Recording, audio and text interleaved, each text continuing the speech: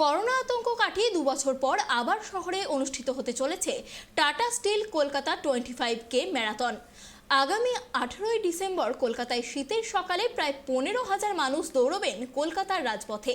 Tata still ম্যারাথনে এবারেও 25K open, 10K, 4.2 kilometre আনন্দ run, 2.3 kilometre senior citizen run এবং 2.3 kilometre champion with disability category থাকছে।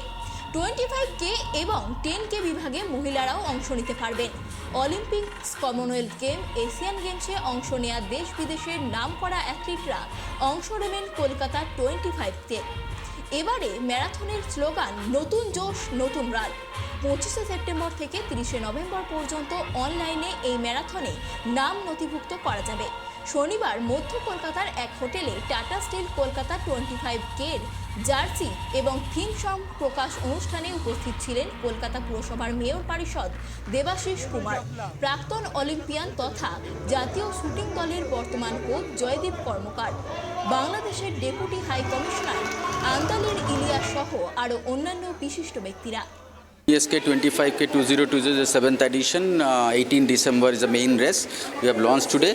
We are expecting around 15,000 runners. The 25K, 10K and 5K will be the three events, and we are excited that after 2 years of break we will be having খুব ভালো একটা race যেখানে Kolkata city of joy all of them will enjoy in the winter morning.